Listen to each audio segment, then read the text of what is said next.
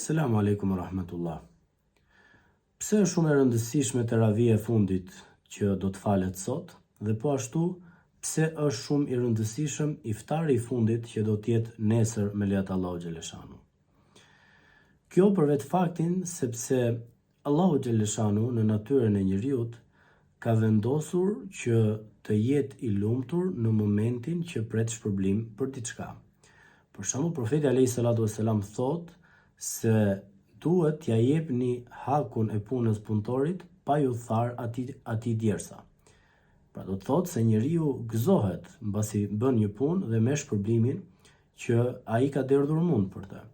Po ashtu dhe teravia e fundit e sotme dhe iftari që do të jetë nesër janë pikërisht momenti ku Allahu xhaleshanu do t'i japi shpërblimin besimtarëve për të gjithë mundin që ata kanë derdhur gjatë gjithë këtij muaji. Që do të thotë është shumë e udhës që besimtari në këto momente ku do të jetë konkludimi i punëve të tij të hapi duart dhe të lutet që Allahu xhaleshanu t'ia pranoj të gjithë sakrificën e tij dhe ta shpërblej për të gjithë sakrificën e tij. Siç Allahu thotë në Kur'anin Fisnik: "Wa idh yarfa'u Ibrahimu al-qawa'ida min al-bayti wa Ismail Rabbana taqabbal minna innaka antas samiun alim." Ibrahimi a.s. dhe Ismaili mbasi e rindërtuan Ka'ben, i ngritën themelet e saj, mbasi e pan punën që e përfunduan, pastaj e lutën Allahun: "O Allah, na e prano këtë punë prej nesh, ti me të vërtetë je ai që dëgjon dhe ai që di gjithçka."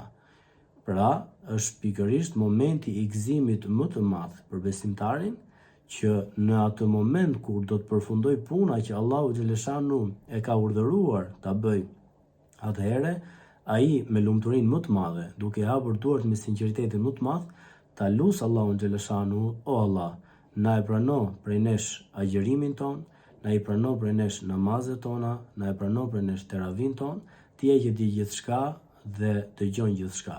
Ti je që i pranon lutjet e robëve të tu të sinqert, na bë për të sinqertëve, na i prano këto punët tona dhe na bëj për atyre që do të shpërblehen në xhenetet e tij të larta."